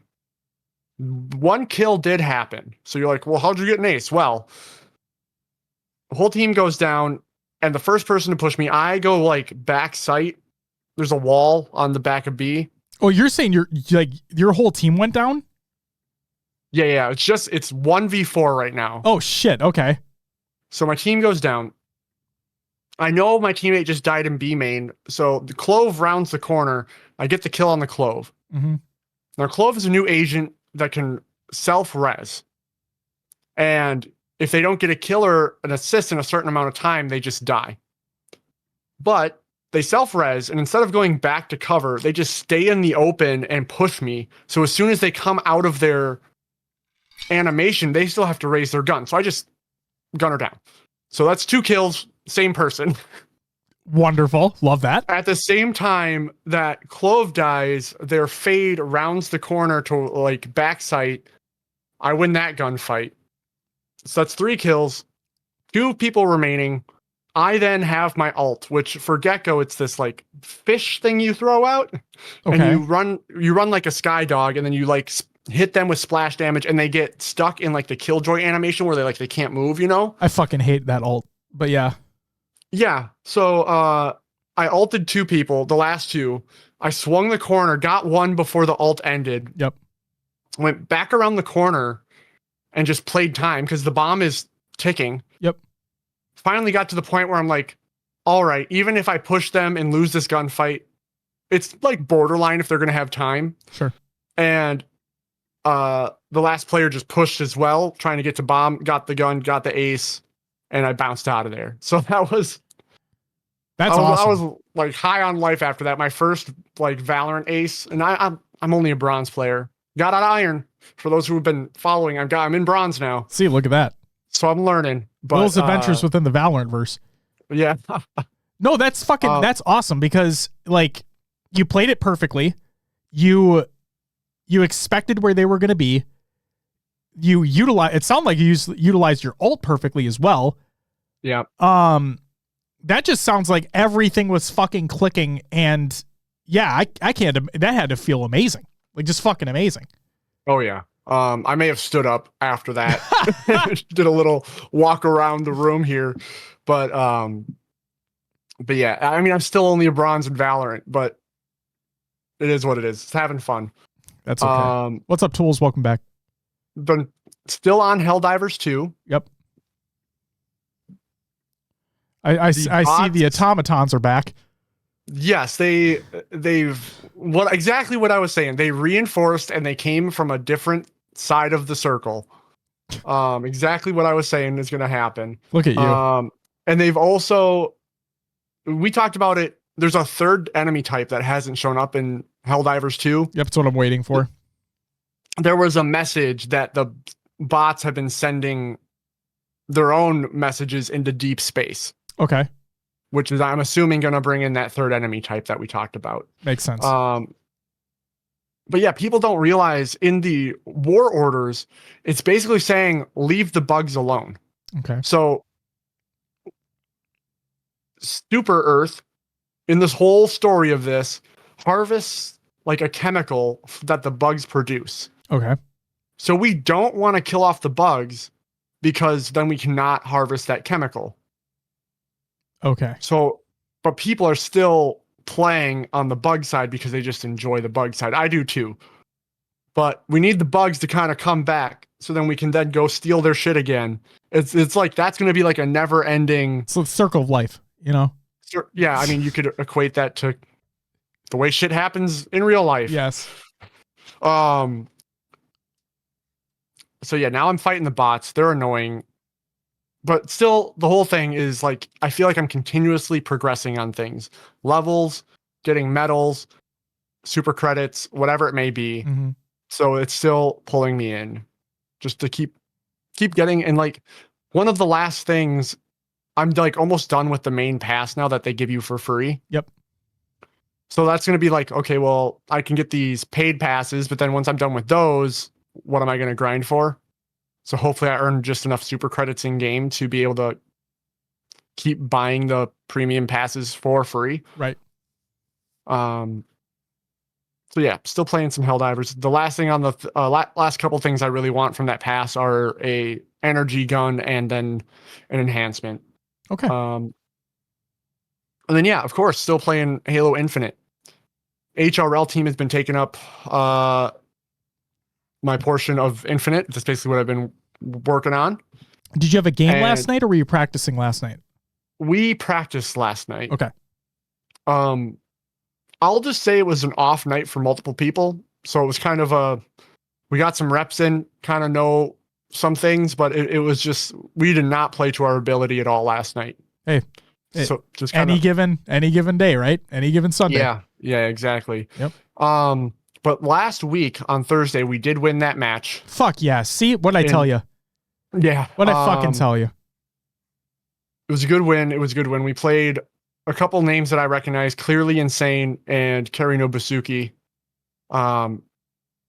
Incredible match. I had some issues during the match, which may have actually made me play better. Okay. So game 2, I shot up. It was game 2 Slayer. I don't remember what map it was on, but I shot up to 200 ping, and it was a nightmare trying to do anything. I reset my game after that, still on 100 ping for the rest of the match. Okay. So I played the most conservative I'd ever played, but I'm wondering if that maybe helped us win, because I was able to get some damage down. I hit a lot, maybe played a little bit more sneaky. They may have been frustrated with me, Sure. but yeah, I was shooting a lot of blanks. Like I would put full 5 shots into someone and nothing would register. Okay. And I'm not, and go watch the film. I was hitting. My reticle was in their body. You know, I kind of knew I had to go for body damage with being on 100 plus ping. Yeah. So yeah, it was getting frustrating, but we ended up winning 3-1 in the best of 5. That's fucking awesome. Taking all the objectives, which we flipped from the previous week, which we lost all objectives, only won the Slayer. So now if you combine the two, yep, you should be good to go. Yeah. So HRL 1-1. We're playing I think it's Centennials this week. Okay. I probably have it up somewhere in a tab here. But yeah, that's Thursday. I've still never been on stream. Shio for HRL. What the fuck, Shio? God damn. My team's never been selected. But yeah, it should be a good matchup. I'm excited. Excited for the boys to get together and get another series in. All right. There's another King of the Hill recharge. I feel like that's pretty common now. But yeah, Well, at anyway, least that's it's all I've been not, playing. What about you, Josh? At least it's not Stronghold Solitude, you know? At least it's not that. Yeah. Riz says we were selected once, but had to forfeit that week. Oh, that's wonderful, Riz. I played realistically a couple games, like for more than 15 minutes. So what I mean by that is, I finally got Elder Scrolls Online working on my Steam Deck.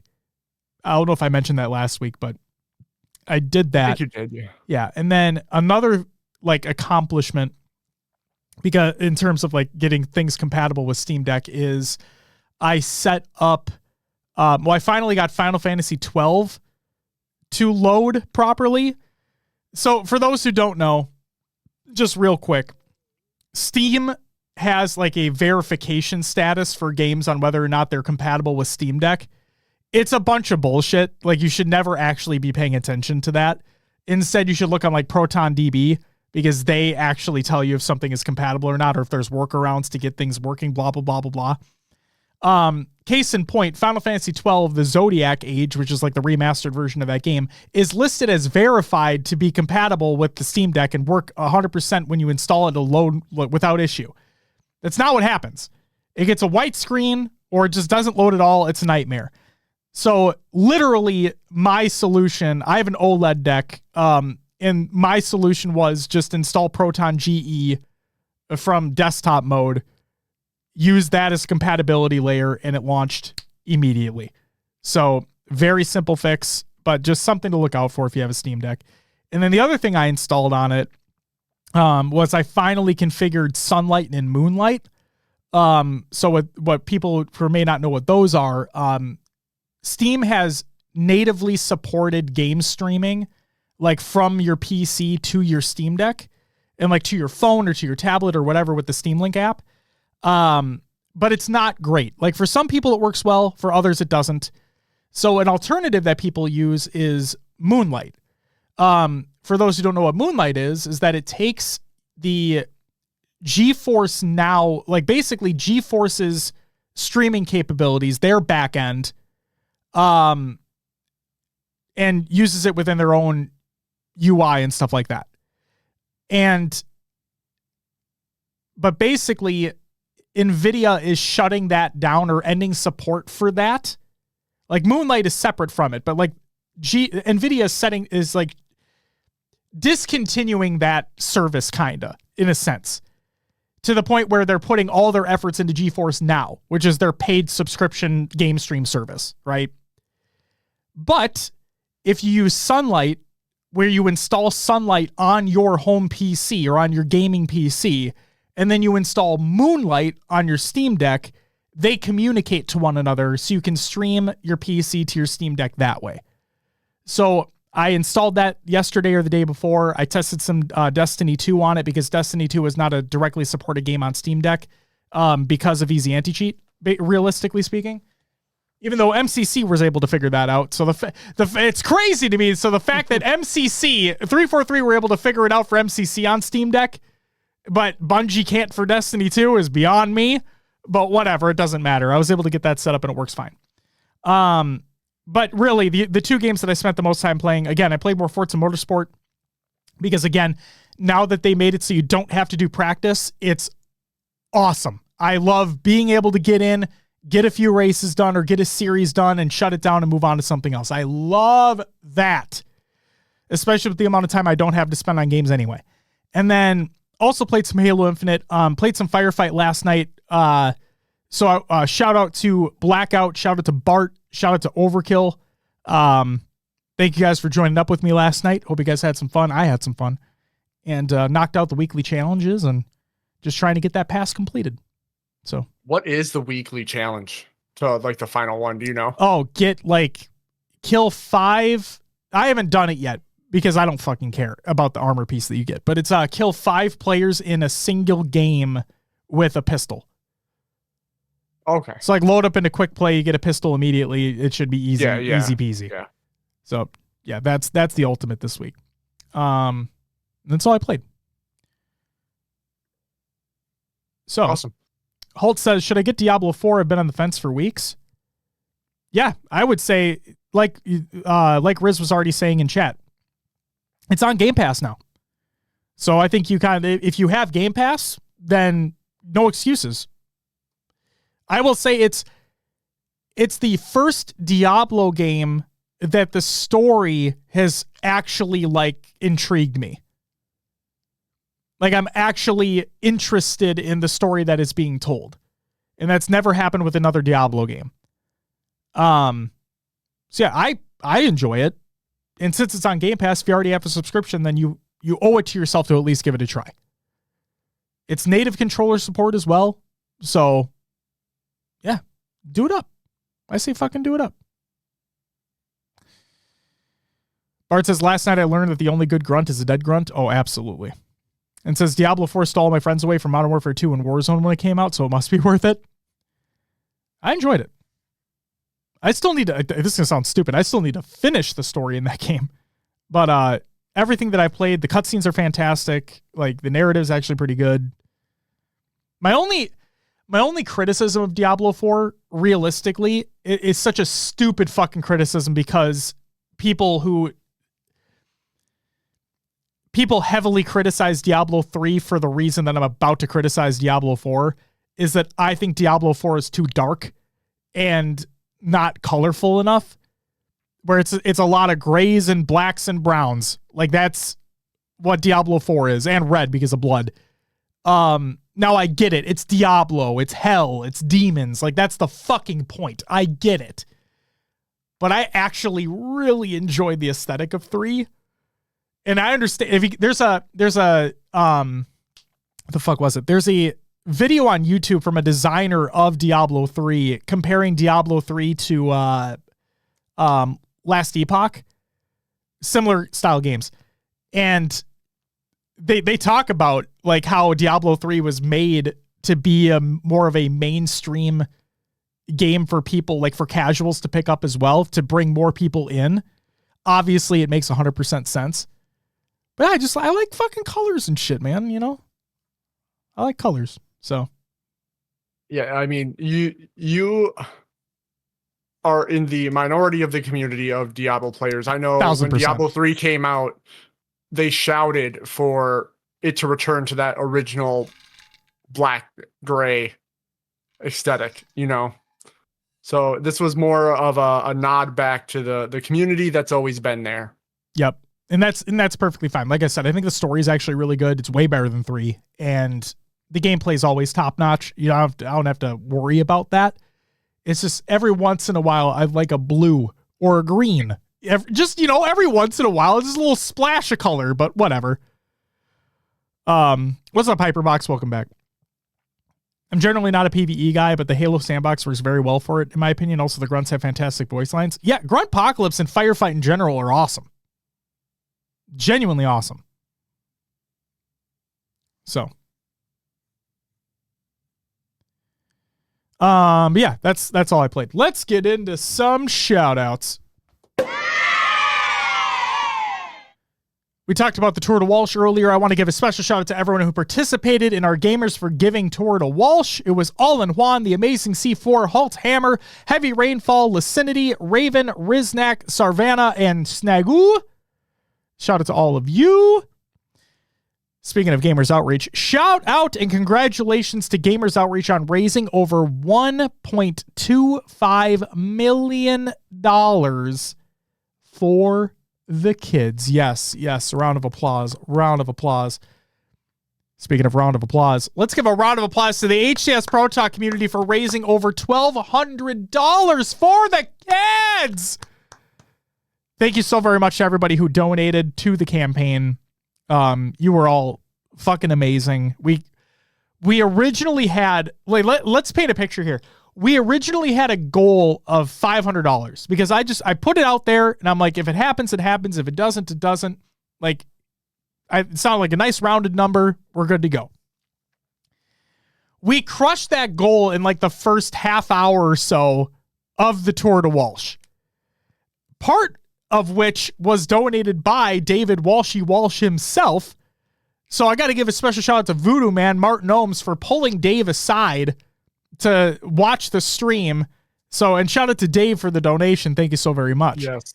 So with that, Will increased it to 1,000, and we blew past that at the end of the Tour de Walsh as well. So you guys are all fucking amazing. Shout out to the kids. Shout out to you all. Thank you so very much. Some of the players donated at the end too, which was huge. Not expected, but again, I was so much appreciated. Like it was phenomenal. Halo community showed out, you know? Absolutely. Holt says, update. Her husband did not bring her snacks. Oh, what the fuck? Did he not hear me call his ass out?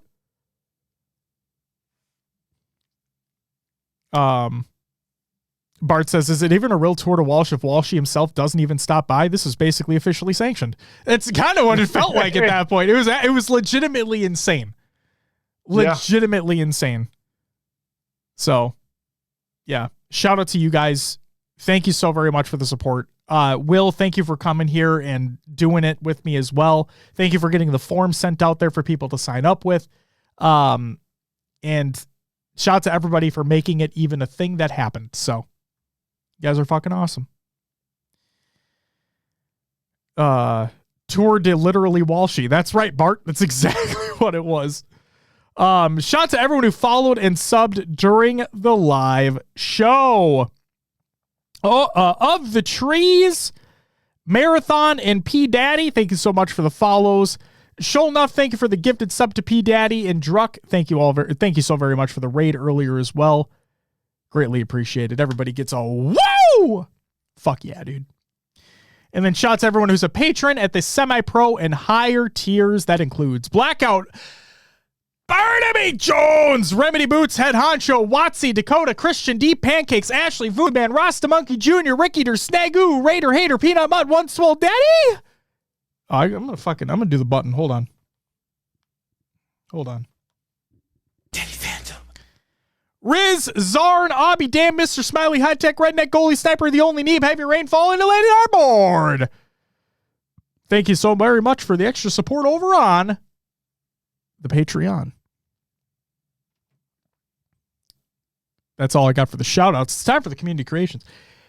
Halo memes every day. Reddit.com/r/Halo memes. Go check that out. We have the Women of Halo Oddball shirt by Generic.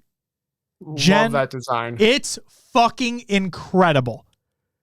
Like, it is genuinely fucking incredible.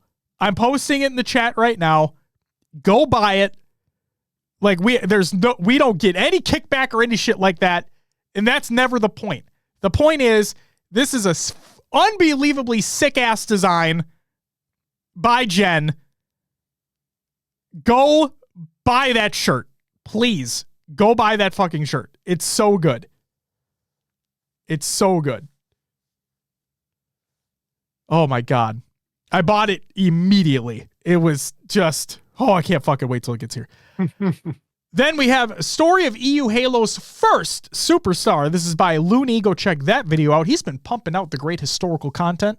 Love to see it. Shout out Looney and shout out the channel. Go subscribe and go watch that shit.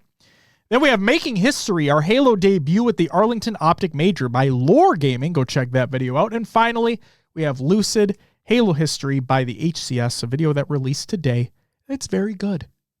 Go check that out as well. Will, that's all I got for the shout-outs, which means it's time for you, sir, to plug the show. All right, folks. If you haven't heard this before, where the fuck you been? Anyway, patreon.com/HCS Pro Talk. We're doing a little extra content over there. We got a few different tiers for you, doing extra audio show, video show, Q&A, some other stuff going on. Go check out patreon.com/HCS Pro Talk. And as always, you can find us on your favorite podcast services if you want to just listen to the audio version of our voices. Maybe they're soothing to you and get you through the day.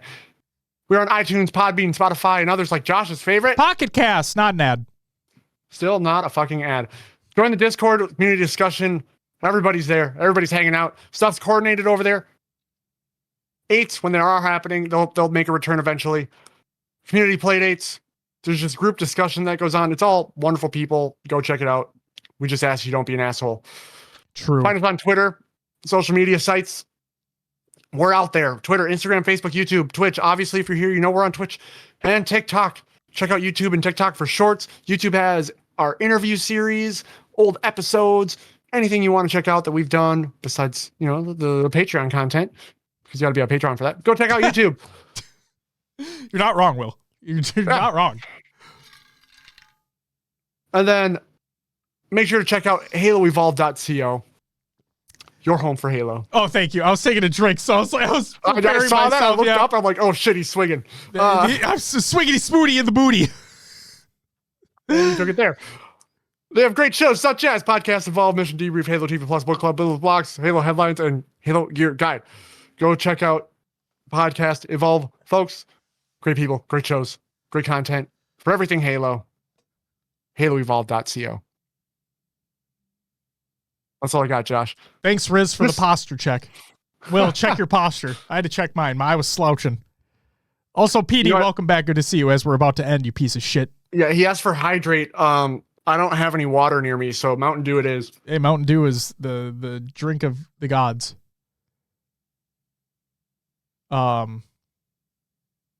So yeah. All right. About 12 minutes until the Wolves face off against the Denver Nuggets. Again.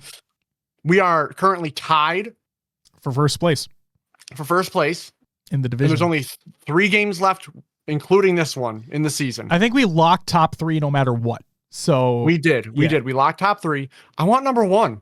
I don't know about you, but I want number 1. Oh yeah, everybody wants number 1. Yeah. So, if you're looking for some good basketball to watch in 11 minutes, Timberwolves, Nuggets, high stakes. Don't tell people to watch that game because we're gonna lose then. Hey, whatever. It is what it is. Cat was just cleared. Oh, but I don't know if he's playing tonight. okay. But he was finally cleared. Okay. So return to action soon, I'm guessing. I'm hoping. Holt, I'm gonna agree with you. Do not get the Space Dunk Oreos. They are not good. Are they bad? I don't like them. Other people probably enjoy them. I'm not a big fan of them. They have Pop Rocks in them.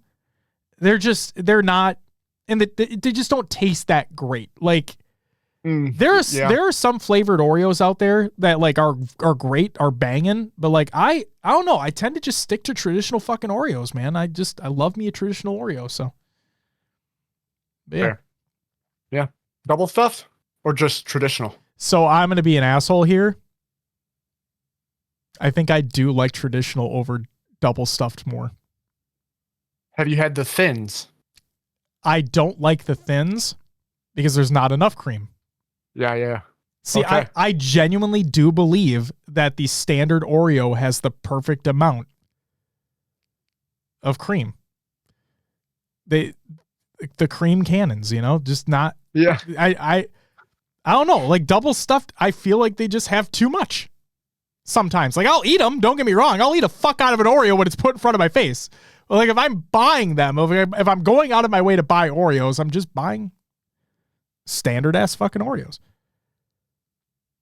So, and then I eat like a row at a time, and I have a problem. But whatever.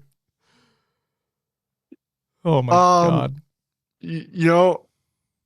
John makes a good point. Cream cannon emote when?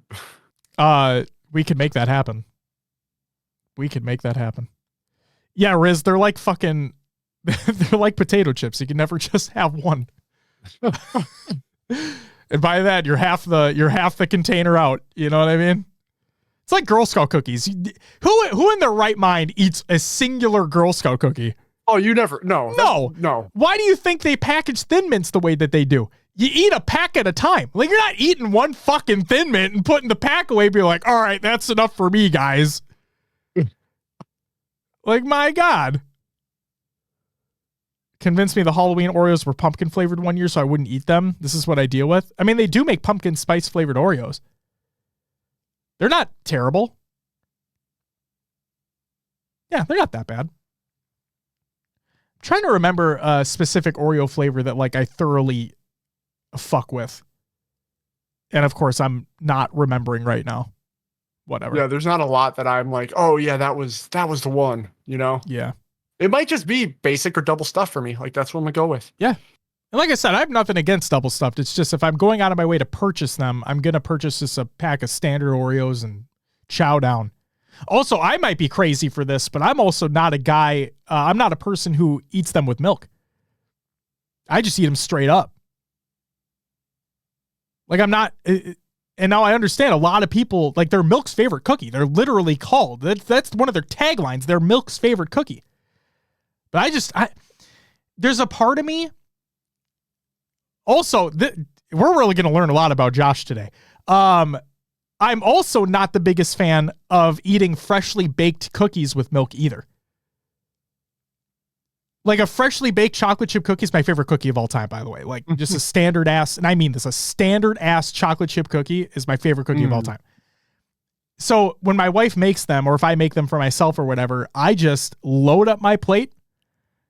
And when they're still warm and they're gooey and I'm just, oh my God, it just brings me right back to high school days. Oh yeah. Those were the best. It brings me right back to those days. Will knows what I'm talking about. You guys in chat will have no idea what I'm referencing here, but like Will knows exactly what I'm talking about. Those cookies were goated. So we might as well, I'll explain. Go for it, please. In our high school, yeah, different, like, I think it was like different clubs or whatever had the chance to get to school early baked these cookies, and like three chocolate chip cookies came in a bag for $1. Oh my God, they were so good. And yeah, like the whole school smelled like chocolate chip cookies in the morning. Were they the And Otis Spunkmeyer cookies? Like Bart's mentioning? I don't know. I don't know. I don't know. But all I remember is like Cookie Day was fucking amazing. And like everybody bought cookies. They were basically undercooked in the center. Like, I mean, what I mean by that is like they were not baked in the center at all, is what it felt gooey. like. They were gooey. Oh, they'd fall apart immediately when you try taking the fucker out of the bag. Those half cookies, the chocolate was like stuck on the side of the bags. Dude, those literally goated. They were the best. Whenever here's the best part is that I understand like a lot of people had a good experience in high school, that myself in that group, a lot of people had bad experience in high school. But if you're just having a bad day, like in general, you're just having a bad day, like you said, well, you got a fucking buck. You get those cookies, you are on Cloud9. No pun intended for the tournament earlier that we talked about. But like you, literally, those cookies were so fucking good. Oh my God. Holy shit. So yeah, when I eat like a freshly baked chocolate chip cookie, it literally transports me back into that time frame, you know? So I love chocolate chip cookies.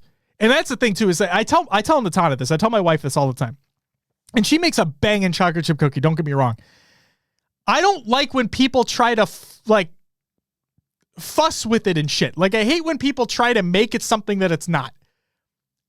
All I ask is for a standard chocolate chip cookie. Like, you don't need to complicate things. You know what I mean? Like, people have their preference on cookies, I understand. But, like, in my opinion, the chocolate chip cookie is the perfect cookie. And you don't have to muck it up. Just, it is what it is. And I'll eat a whole fucking plate of them if you make them for me. I'm not fucking kidding. So, shout out, man. Shout out. Holy shit. All right. HCS Cookie Talk? That's right. That's right. Hell yeah.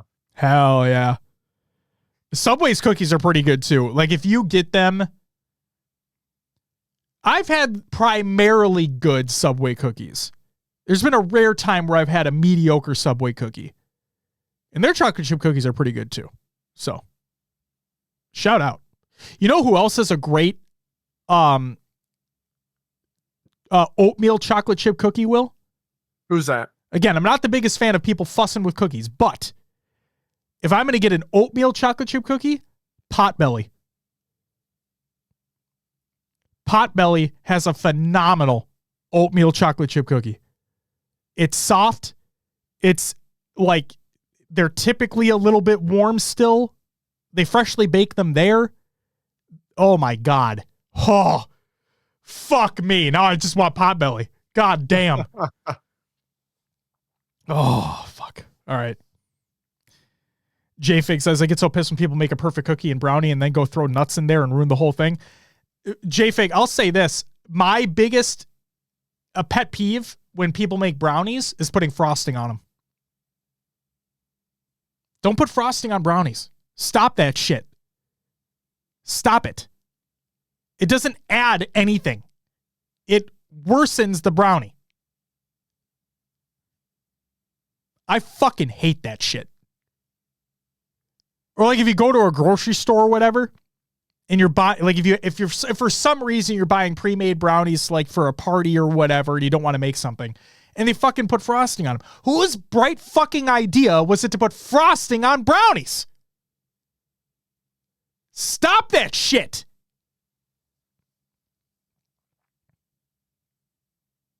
What about ice cream on a brownie? So a la mode? That's fine. But I'd still prefer just the brownie, to be honest with you. So. All right. This has been HCS Dessert Talk for you. And that's going to do it for episode 334 of HCS Pro /cookie/dessert talk. We'll be back next week to talk about whatever the fuck we decide to talk about. Oh, snickerdoodles are Awesome, McPoopin. You're awesome. Also, why the fuck didn't you get your wife snacks during the Tour de Walsh? Guys, it's going to do it for our episode this week. We're going to go raid up the Halo Rec League because they have another match that's coming up in a little bit tonight. So we're going to go raid them, show them some love, show the HRL some love. Halo Rec League, they're phenomenal. They have matches every week. Will is competing in it. Riz is competing in it as well. We have multiple other community members that are competing in the Halo Rec League. Got to go show them some love. All right, so we're going to go do that. Hope everyone has a great fucking night. We'll see you next time. But until then, bye-bye!